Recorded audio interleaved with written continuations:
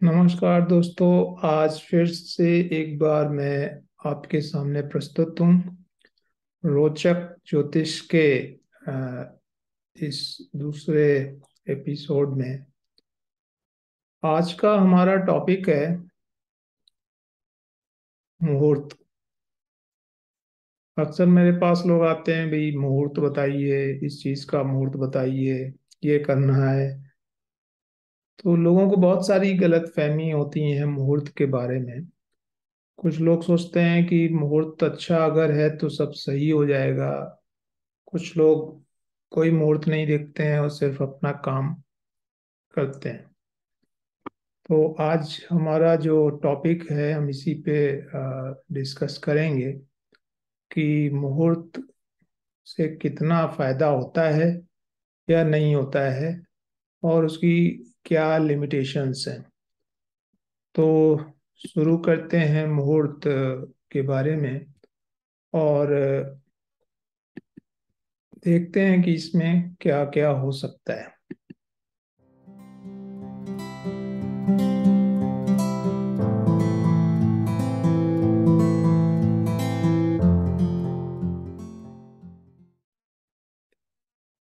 तो सबसे पहला जो पॉइंट है वो ये है कि क्या है मुहूर्त। तो मुहूर्त को अगर देखें, कालः पचति भूतानि, कालः संहर्ते प्रजा, कालः सुप्तेषु जागर्ति, कालो ही दुरति क्रमः। Time divorce all things, time kills all that are born, time is awake while all else sleeps, time is insurmountable। ये महाभारत में विदुर ने कहा है। इसका मतलब यही है कि सब कुछ समय के अंदर ही होता है, सब कुछ समय ही करता है, तो समय को जानना जरूरी है। लिए तो हमारे इस वीडियो के मुख्य जो बिंदु हैं, क्या क्या हम डिस्कस करेंगे, वो यहाँ दिए हुए हैं।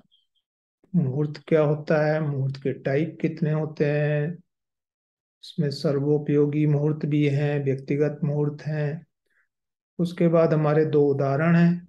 बच्चा पैदा होने का, सिजेरियन का अक्सर लोग पूछते हैं। फिर एक जनरल एग्जाम्पल है, भारत की आज़ादी का मुहूर्त निकाला गया, उससे किस तरह के फायदे नुकसान हुए। तो ये हमारे आज के मुख्य बिंदु हैं डिस्कशन के। तो अगला पॉइंट आता है कि मुहूर्त की डेफिनेशन या मुहूर्त है क्या। The time period which enhances luck factor and reduces obstacles। हर समय की कुछ खासियत होती है। जैसे कोई समय फसल बोने के लिए बहुत अच्छा है, तो दूसरा आप समय फसल काटने का है। तो इस तरह हर समय की कुछ खासियत है, अच्छी बुरी। हमें अपनी जो एक्टिविटी है उसको उसके साथ में अलाइन करना है। तो यही अलाइनमेंट जो है, जैसे नट बोल्ट होता है, तो समय को आप नट मान लीजिए और अपनी एक्टिविटी को बोल्ट मान लीजिए। अगर दोनों की चूड़ी, दोनों की थ्रेड मैच करेंगी तो उसमें वो लग जाएगा, नहीं तो वो मिसफिट होगा। तो मुहूर्त का जो मुहूर्त के पीछे की सोच है वो यही है। अब आ जाते हैं कि मुहूर्त के बारे में हम लोग अक्सर सुनते रहते हैं भारत में। तो लोग कंफ्यूज रहते हैं कि ये क्या होते हैं, कैसे होते हैं। तो पहले में मुहूर्त के जो प्रकार हैं वो देखिए कि पहले में जनरल मुहूर्त है। उदाहरण के लिए आप ये जनरल मुहूर्त बनते कैसे हैं ये मैंने इसमें लिखा हुआ है कि ये मुहूर्त बनते हैं वार, नक्षत्र, तिथि आदि के संयोग से या दिन के समय के अनुसार होते हैं।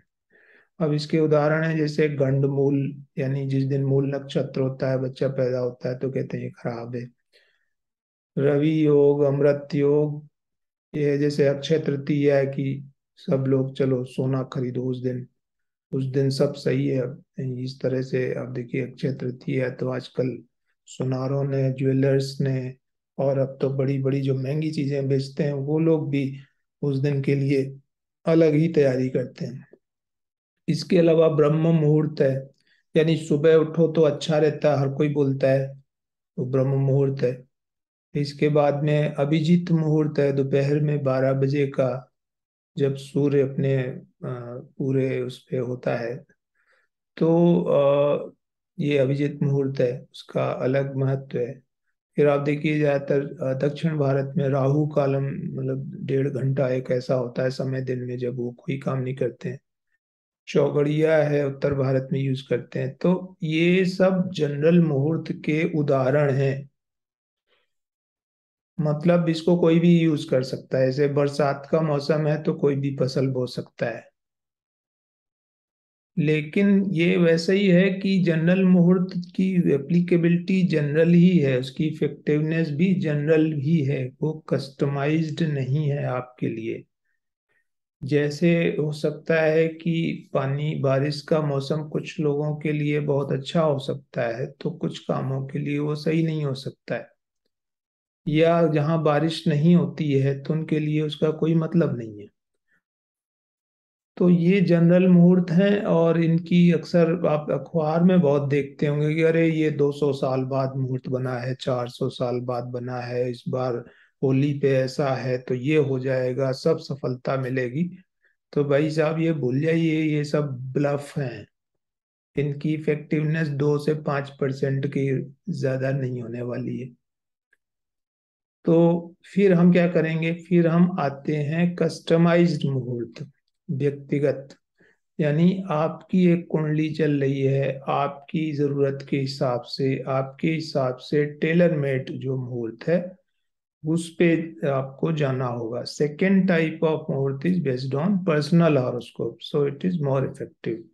And in this case, a lagna is selected with planets in best possible houses along with a good nakshatra to get a good starting Mahadasha। तो ये दूसरा जो मुहूर्त है, ये क्या करना है कि जैसे हम कुंडली बन जाती है और फिर हम उसका करते हैं कि ये कुंडली में आपके साथ ऐसा है वैसा है, ये अच्छा है ये बुरा है ये ठीक है। तो यहाँ पे लोगों ने क्या कोशिश की कि हम कुंडली उसकी पहले से बना लें, बजाय बाद में बन गई है फिर उसको देखें। तो हम कुंडली को ही बनाने की एक तरह से कोशिश करते हैं मुहूर्त के द्वारा। तो हम ऐसा मुहूर्त सेलेक्ट करें जहाँ पे कुंडली के जो पैरामीटर सबसे अच्छे हों, उस हिसाब से जो मुहूर्त बनाएंगे वो कस्टमाइज्ड और आपकी ज़रूरत के हिसाब से मुहूर्त होगा।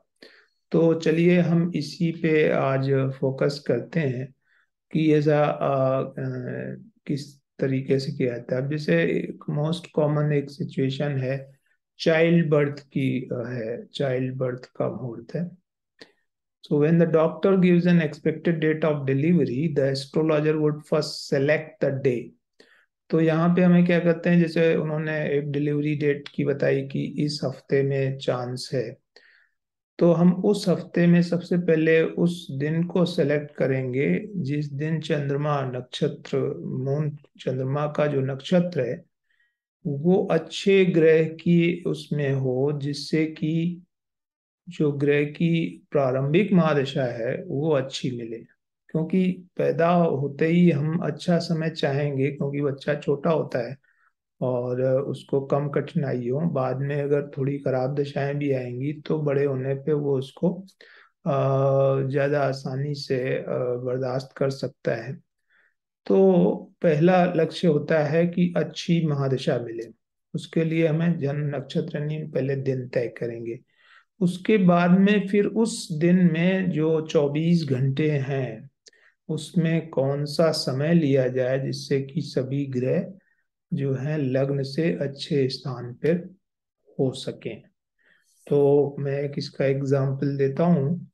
आप यहाँ देखिए कि ये कुंडली है। तो इसमें एक बच्चे के जन्म का मुहूर्त है जो हमने 3 सितंबर 2017 को किया था। तो इसमें हमने एक मुहूर्त सेलेक्ट किया था और इस पे इस बच्चे का जन्म हुआ भी था। तो इसको अगर हम थोड़ा सा हाईलाइट करके देखते हैं, बड़ा करके, तो आप बेहतर तरीके से देख सकते हैं।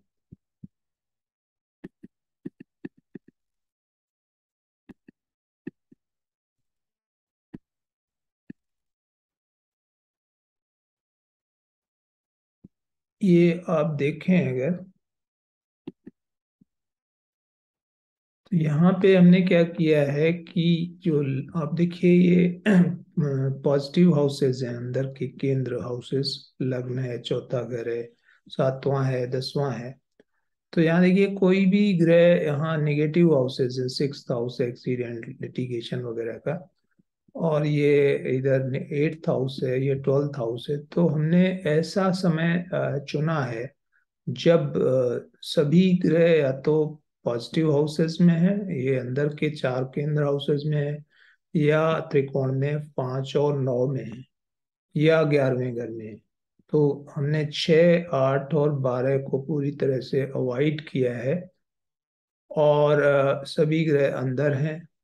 इसके अलावा हमने इसमें चंद्रमा की स्थिति भी तय की, उसका नक्षत्र। तो उससे इसमें चंद्रमा की महादशा भी इसको मिली है, जो कि यहाँ पे 9वें भाग्य भाव का स्वामी है। तो पहली अंतर्दशा भाग्य भाव की मिली, जिससे कि ये 8-10 साल जो है अच्छी कंडीशन में रहेगा।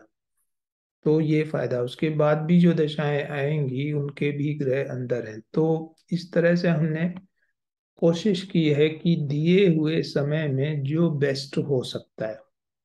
लेकिन इसकी लिमिटेशन है कि जैसे जो राशियां हैं ये आप नहीं बदल सकते हैं एक दिन के अंदर। तो अगर सूर्य सिंह राशि में है, मगर अब जैसे यहाँ पर राहु भी है इसके साथ में, तो इस चीज को आप अवॉइड नहीं कर सकते हैं। उसके जो नेगेटिव रिजल्ट होंगे वो आपको अ, बर्दाश्त करने ही होंगे। कि जैसे शनि यहाँ वृश्चिक राशि में है, चंद्रमा मकर राशि में है, तो इन चीजों को आप नहीं बदल सकते हैं, लेकिन इनका प्लेसमेंट जरूर बदल सकते हैं, क्योंकि हर 2 घंटे में ये शिफ्ट हो जाएगा। अगर अगले इससे 2 घंटे बात कर लेंगे, तो ये शनि अगले हाउस में आ जाएगा, ये यहाँ पे आ जाएगा, ये गुरु जो अभी 11वें में और 12वें में चला जाएगा। तो इस तरीके से हमें रिटर्न ट्रायल करके सुबह से शाम तक डॉक्टर ने जो भी बोला है उसके हिसाब से हमें टाइम देखना होगा। लेकिन इसके साथ एक सबसे बड़ी जो मैंने ट्रेजिडी देखी है, या ये कहिए कि अ, ये ये संभव नहीं होता है कि अगर आपके नसीब में नहीं है तो ये मुश्किल है। मैं फिर एक और बात कहूंगा कि बच्चा तो पेट में आ चुका है, उसकी डिलीवरी होनी है। जैसे अमेजन से कुछ सामान भेजा हो ना आप, और वो सामान वहां से चल दिया है, तो आप आज रिसीव करो, कल रिसीव करो, वो कहीं ना कहीं वो आपके पैकेट के अंदर नहीं बदल रहा है। तो यहाँ पे भी आप इस अच्छे मुहूर्त का प्रयोग तभी कर पाएंगे अगर आपकी वो डेस्टिनी में है। अन्यथा क्या होगा कि इमरजेंसी में आके डॉक्टर पहले ऑपरेशन कर देगा, या जब उसको ठीक लगेगा वो बोलेगा बच्चे की जान को खतरा है। तो ये हर वक्त संभव नहीं होता है कि आप उस मुहूर्त को आप उसे इस्तेमाल भी कर सकें। तो ये जरूरी नहीं है कि ऐसा हो ही जाए। तो अब हम आते हैं अगले मुद्दे पे। ये जो हमने चार्ट दिखाया है, इसमें ऐसा हुआ भी कि हमने मुहूर्त निकाल के दिया, और वो उसी समय पे बच्चा हुआ भी, और बच्चे का जो जो भाग्य वाला मुद्दा था, ये बिल्कुल अभी 5 साल हो चुके हैं, तो हमने उसको देखा कि हाँ वो उसी हिसाब से काम कर रहा है। तो ये हो गया सिजेरियन ऑपरेशन का उदाहरण। इसके बाद एक जनरल उदाहरण फिर से अगर हम करें, तो भारत की आज़ादी का जो मुहूर्त है वो बहुत ही इंटरेस्टिंग टॉपिक है। एस्ट्रोलॉजी में खास तौर से इसे बहुत ज़्यादा पढ़ाया या बताया जाता है। तो अंग्रेजों ने क्या किया था, अंग्रेजों ने 15 अगस्त 1947 का दिन 3 जून 1947 को फिक्स कर दिया है।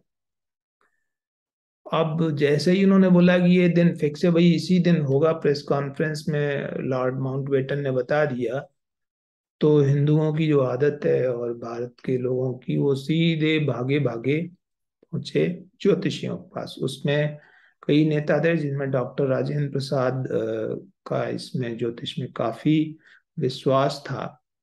और वो तुरंत उन्होंने एक उज्जैन के बड़े ज्योतिषी हरदेव शर्मा त्रिवेदी जी से संपर्क किया कि भाई ये बताइए कि 15 अगस्त को सब ठीक ठाक है, उस दिन ये अंग्रेज लोग आज़ादी देने जा रहे हैं। तो उन्होंने, जो ज्योतिषी जी थे, उन्होंने बोला कि अरे ये तो बहुत ही गड़बड़ मुहूर्त है, क्योंकि उस दिन 5 ग्रह एक साथ एक ही राशि कर्क राशि में है। 5 ग्रह एक साथ, अभी आप देखें यहाँ पे, तो यहाँ ये 5 ग्रह 4 नंबर में, सूर्य है, चंद्रमा है, बुध है, शुक्र है, शनि है, यानी 9 ग्रह होते हैं, उसमें से 5 एक साथ एक जगह। अब जैसे स्टॉक मार्केट में कहते हैं ना कि सभी आप एक ही में मत डाल दो अपना इन्वेस्टमेंट, क्योंकि अगर अच्छा होगा तो बहुत अच्छा हो जाएगा, और खराब होगा तो बहुत खराब हो जाएगा। तो बहरहाल ज्योतिषी जी ने बोला कि आप इसको अवॉइड करो, ये तारीख ठीक नहीं है, आगे एक आध महीने कर लोगे तो ये ग्रह सब अलग अलग हो जाएंगे, तो उसके बाद सही रहेगा। लेकिन डॉक्टर राजेंद्र प्रसाद बोले कि ये तो हमारे हाथ में है ही नहीं, दिन तो फिक्स कर दिया है। और उसके साथ एक गड़बड़ ये थी कि वो महीना रमजान का महीना था। तो जब जिन्ना को पता लगा, मुसलमानों को पता लगा, तो वो बोले ये तो बहुत ही अच्छी तारीख है 15 अगस्त, और हमें तो इसी दिन चाहिए। तो हम कैसे भी नहीं तैयार हैं। तो अब जब एक पार्टी तैयार है तो बंटवारा तो तभी हो गया, आप लो या ना लो। तो कुल मिला के सिचुएशन वही हो गई जिसको सांप छछूंदर की स्थिति कहते हैं, कि अब आपके पास में स- दिन की चॉइस नहीं है। जैसे सिजेरियन ऑपरेशन में आप दिन आज नहीं कल परसों 2 3 4 दिन आप आगे पीछे कर सकते हैं, लेकिन इसमें वो संभावना, वो चीज भी नहीं थी। तो फिर क्या बचा, हम समय सेलेक्ट कर सकते हैं कि भाई ये 5 ग्रहों को कहाँ रखें, ये लग्न में हम कैसा क्या करें, जिससे कि, अब इसमें देखिए अगर,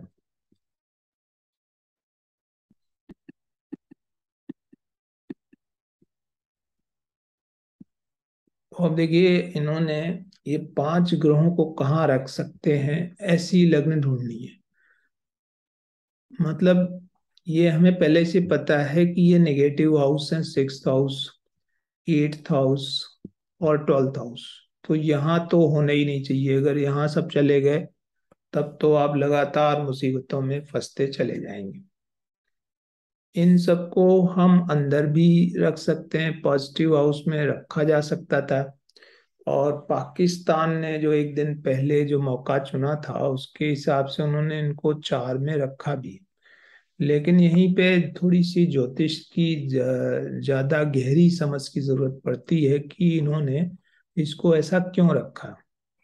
तो उसका पहला कारण ये था कि 2 नंबर जो है, हाँ, कि उस दिन कर्क राशि में 5 ग्रह थे, जिनको पराक्रम भाव में रखने से उनकी दृष्टि 9वें भाग्य भाव पर पड़ी, और जिसकी वजह से भारत आपदा के समय चमत्कारिक रूप से बाहर निकल आता है। इसके अतिरिक्त पहली महादशा शनि की थी, जो इस कुंडली में भाग्य और कर्म का कारक हो गया।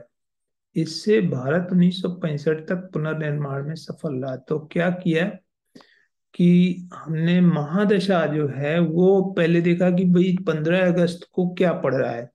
तो 15 अगस्त को शनि का नक्षत्र था, आ, तो पुष्य नक्षत्र था। अब शनि की महादशा लंबी होती है, तो हमें ये भी एकोमोडेट करना होगा, एडजस्ट करना होगा कि शनि को कौन से हाउसेस की रूलरशिप मिल रही है। तो यहाँ पे शनि दो ही लग्नों में योग कारक होता है, एक है वृष लग्न और दूसरी है तुला लग्न।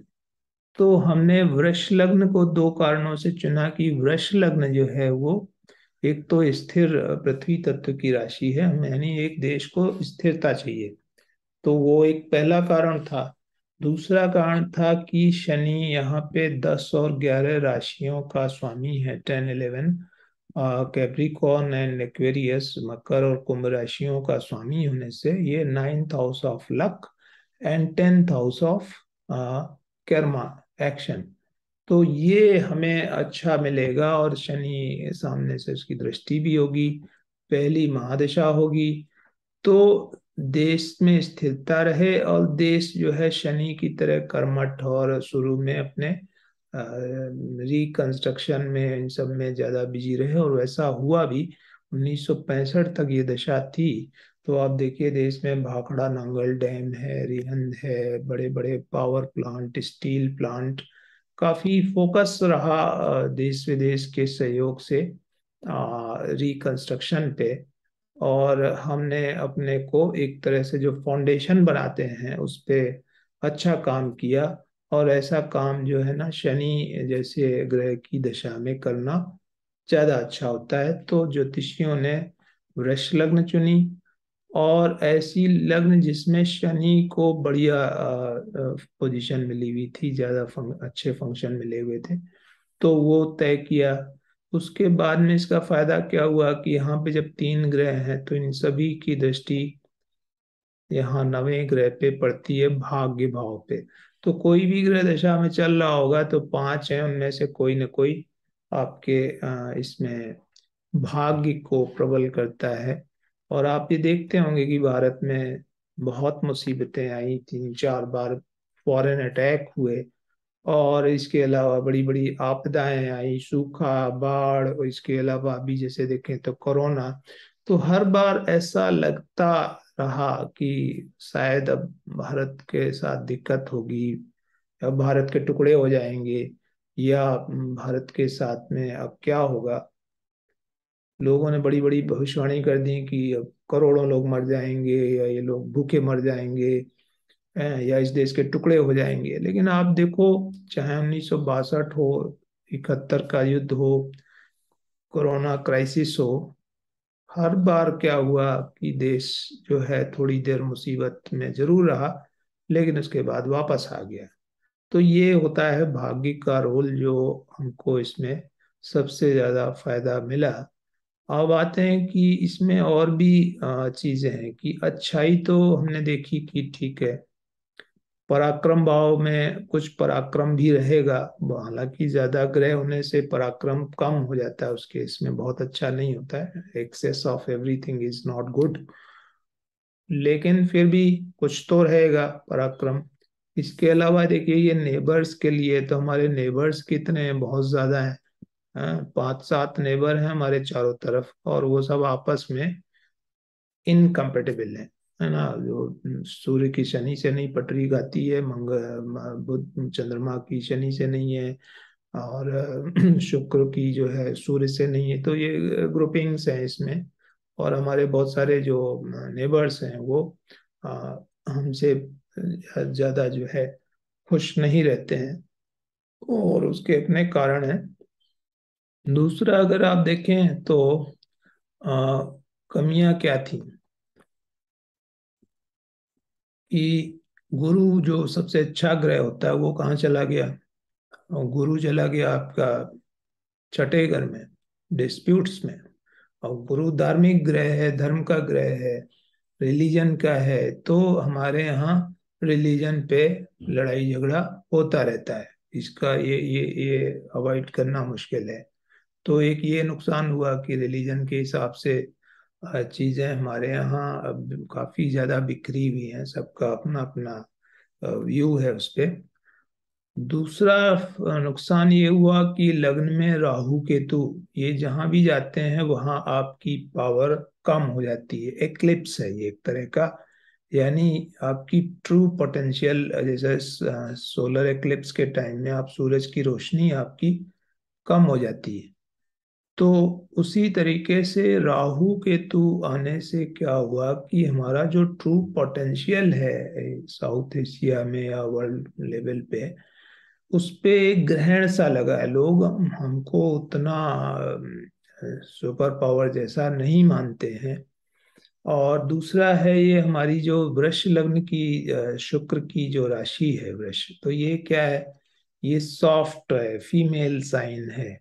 और इसीलिए इंडिया को सब लोग सॉफ्ट पावर मानते हैं, जबकि इतनी मिलिट्री है, सब साधन है, लेकिन ज्यादातर लोग इसको सॉफ्ट पावर, वही शुक्र का क्या काम है, ग्लैमर है, विजन है, फूड है, एक तरह से जो सेकंड हाउस के वो कारक हैं, फेस एंड फूड, तो पूरा फोकस फेस एंड फूड पे है, ऑप्टिक्स पे, कि बढ़िया फोटो आनी चाहिए, चाहे वो नेता हो चाहे पब्लिक हो। और खाना और घूमना बॉलीवुड और ये सब चीज़ों में, तो हमको इसके लिए विदेशों में ज़्यादा जाना जाता है। आप देखिए कि मैंने यहाँ लिखा भी है। और दूसरा, कर्क राशि के चंद्रमा से विभाजन के समय से 1950 तक शनि 7.5 चली। अब इसमें भी हम कुछ नहीं कर सकते थे, क्योंकि कर्क राशि बदली नहीं जा सकती थी एक दिन में। तो चंद्रमा कर्क राशि में था, और उस टाइम में कर कर्क राशि में ही शनि भी था, तो इसलिए 7.5 हो गई, यानी शनि चंद्रमा एक साथ थे। अब 7.5 अगले 3 साल और थी। इसमें पार्टीशन हुआ, लोगों को शिफ्टिंग करनी पड़ी, 50 लाख लोग मरे। तो ये भी एक इमीडिएट जो नुकसान हुआ 2-3 साल में। और लड़ाई भी हुई कश्मीर के मामले में। और बहुत जगह, जैसे हैदराबाद का जो केस आया, तो कुछ लड़ाई झगड़े हैदराबाद कश्मीर वगैरह के भी मुद्दे शुरू के 3 साल में रहे। तो ये भी एक नुकसान था। इसके अलावा आप देखिए कि लग्न में राहु होने से सेकुलरिज्म, स्वदेशी बहुसंख्यकों की कीमत पर विदेशी और अल्पसंख्यकों को विशेष अधिकार मिले, जबकि उनकी वजह से ही विभाजन हुआ था। मतलब आप धर्म के आधार पर विभाजन कर रहे हो और अपने ही धर्म को फिर किनारे कर देते हो। ये कहाँ से होता है, ये राहु लग्न में होने से। और कोई फैसिनेशन है पूरे देश में विदेश जाने का, विदेश को अच्छा मानने का, विदेशियों को अपने घर ले आने का। सभी बॉर्डर खुली पड़ी रही इतने साल तक, बांग्लादेश में, पाकिस्तान में, कहीं से भी चले आओ, नेपाल तो वैसे भी खुला हुआ है। तो ये विदेशियों को आकर्षित करता है ये देश, और लोग चले आते हैं यहाँ पे एग्जॉटिक देश मानते हुए, और शरणार्थी आ जाते हैं। और उतना ही ये भी सही है कि यहाँ से लोग कनाडा जाने को, अमेरिका जाने को, यूरोप जाने को, यहाँ कुछ अच्छा नहीं, तो जो यहाँ रह रहे हैं उनको यहाँ अच्छा नहीं लग रहा है, और जो बाहर हैं अड़ोसी पड़ोसी, वो सब अंदर आने के चक्कर में है। तो ये राहु होता है जिसकी वजह से ऐसा होता है। और इस वजह से इस देश का जो एक पुराना चरित्र है वो ना आके, ये एक हमेशा नया सेकुलर कॉन्स्टिट्यूशन और इन सब चीज़ों में उसमें कंफ्यूज्ड है, क्योंकि राहु को हम कंफ्यूजन का भी प्लेनेट कहते हैं, जो अपनी आइडेंटिटी हर वक्त ढूंढता रहता है और उसे नए सिरे से बनाना चाहता है, लेकिन ना नई बनती है ना पुरानी रहती है, वो कहीं बीच में गड़मड़ वाला हिसाब रहता है। तो हमारे देश का वो भी एक हिसाब है। इसके अलावा हमारे लिए मारक कौन है, ये भी अगर हम देखें, तो मारक होता है 7वां घर है। इसके अलावा सेकेंड हाउस होता है, स्टैंडर्ड डेफिनेशन है, फिर 12वां घर है जो आपका लॉस और एक्सपेंसेस का कारक है। तो मुख्य रूप से आप देखिए हमारा मारक है 8 नंबर साइन का और 1 नंबर साइन का, दोनों का रूलर है मंगल। मेष राशि 12वें घर में और वृश्चिक राशि 7वें घर में। तो प्रत्यक्ष शत्रु, स- और छुपे हुए शत्रु, और इधर मंगल। तो मंगल ही वृष लग्न में मारक है, बड़ा मारक। और मंगल का मतलब है जो लोग लड़ाकू लोग होते हैं, जिनका नेचर ये है कि वो शांति से ही नहीं बैठते हैं, क्रिमिनल माइंडेड होते हैं। तो हमारे लिए जो आस पड़ोस के जो पड़ोसी हैं, और मंगल को पड़ोसी के लिए भी देखते हैं, तो वो कौन है, चीन और पाकिस्तान। दोनों वैसे ही हैं, एक छुपे तौर पे करता है 8 नंबर स्कॉर्पियो टाइप का, और एक खुले तौर पे करता है पाकिस्तान। तो हमारे देश के जो दुश्मन हैं वो हिंसा, लड़ाकू, देश के अंदर भी आप देखिए कि बहुत सारे जो आंतरिक नक्सलाइट हैं, या जो बाहर से पैसे लेके यहाँ पे अव्यवस्था फैलाते हैं, तो वो भी मंगल में ही आएंगे।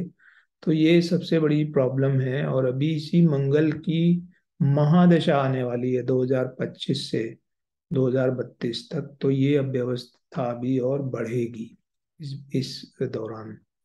तो ये नुकसान है कि ये क्यों ऐसा है।